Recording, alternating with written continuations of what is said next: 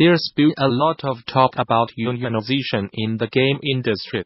So today at DD, some union workers took the stage in front of an audience of game makers to share what they learned about effectively organizing labor. During the hour-long session, panel members Emmett Inima, Game Workers United International, Kevin Gregory Agwiz, Game Workers United Kingdom, industr, Sagastra, Justin Molito, Writers Guild of America, East, and Liz Schuler of Excelsior, which published an open letter encouraging game devs to organize, fielded some notable labor questions from game devs. It was a fast-paced discussion that spanned a lot of topics. So if you have time and access, you might want to rewatch it when the recording eventually goes upon the DD vault.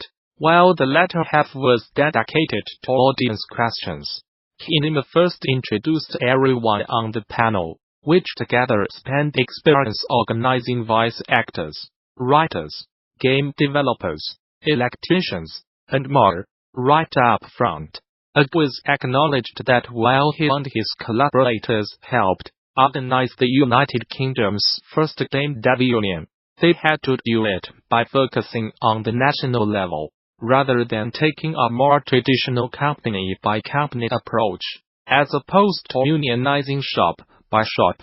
By forming a national union, you have a lot of members, acknowledged Agwiz, but it's a space that traditional unions are not super sure how to approach yet.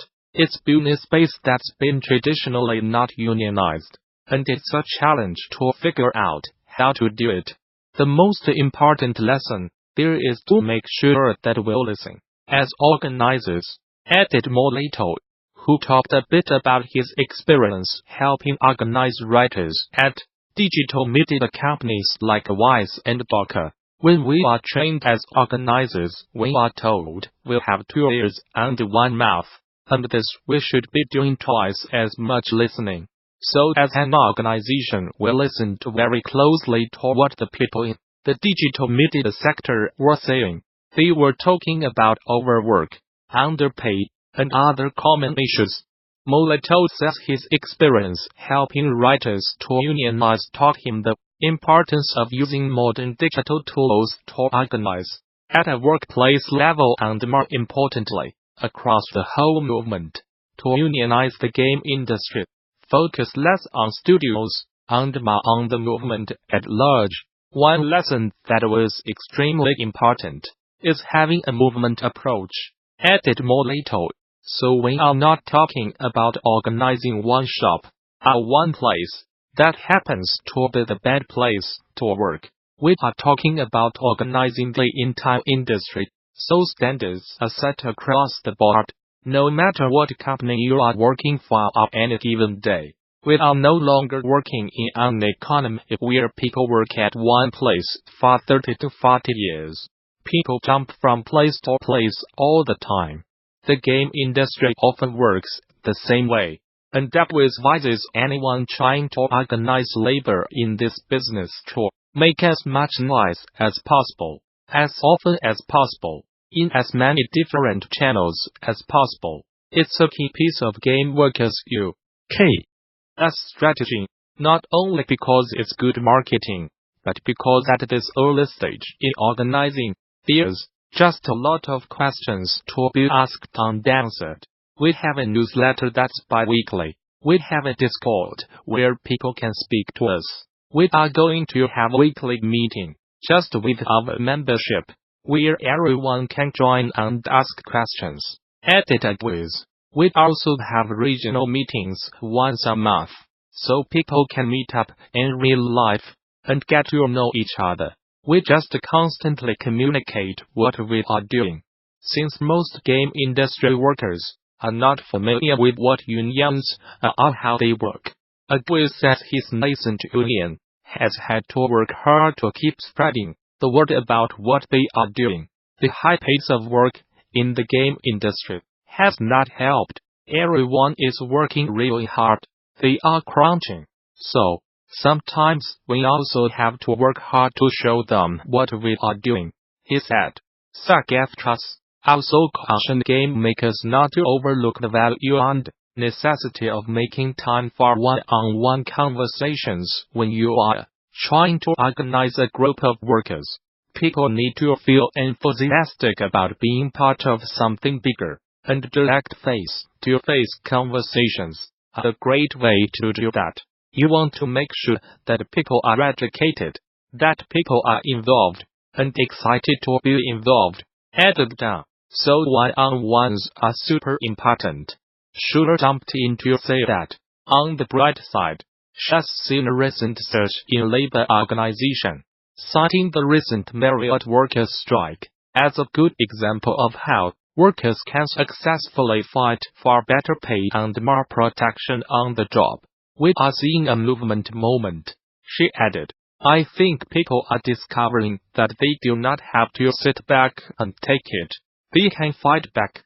The solution to current wealth inequality is mass organizing into militant, strong labor unions. I do not think it's much to ask, in an industry that's 3 times the size of Hollywood, to get a meaningful return on the risk you are taking and the opportunity you are creating.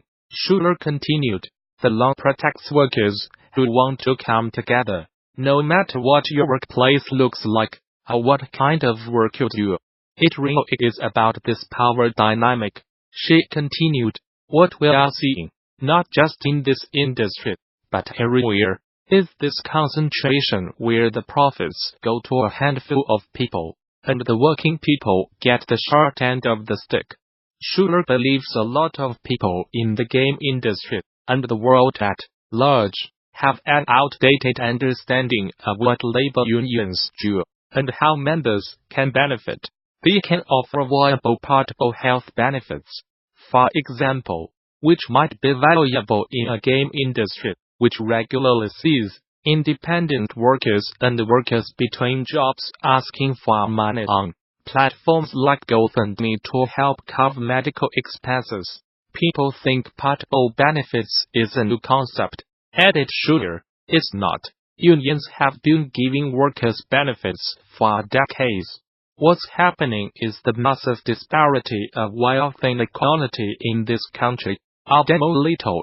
There are a few people that are taking everybody's money and making people work like 60 to 70 hours a week, and giving them just enough to survive to continue producing wealth. The solution to that is mass organizing into militant, strong labor unions. There's obviously enormous fear about collective action, because the organizations you are fighting against have all the power. Molito continued. But you find, when you talk to people who are in the same situation that you are, that there's going to be a lot of solidarity. So if you want to get involved, Molito recommends you get out there and find other workers in a similar situation, both within your organization and without. Really just develop that solidarity by talking to each other about what you are experiencing, he advised. You are used to working in an open source environment and solving problems collectively, added Schuler. You can apply those same skills on techniques to organizing. It's all about talking to the people you work with. Sit down, find out their problems, and make connections. We are all facing these problems, and we want to fight for better conditions. The latter half of the panel was turned over to the audience to ask questions, so we have gone ahead and accepted some of the better ones below. What about independent developers? The independent development scene looks a little bit to me like the independent film scene in our union, said Molito. The thing that would, for our union in that space is the community building. So we will have an independent film caucus, where people working in isolated situations can get together to talk about their craft, their founders, their problems, and look for solutions collectively. And then also the union has a contract that can be negotiated whereby you would be, if you are the indie game developers, and you are working as a self-owned entity, then you can become a signatory to the union contract and become eligible for health insurance. That's been a debate, because traditionally we have seen people organized around craft, added sugar. But for folks who are independent, who are not employees, under the National Labor Relations Act, you are not eligible, I guess, to form a traditional union as an independent contractor. So that's where we are seeing these new models take hold.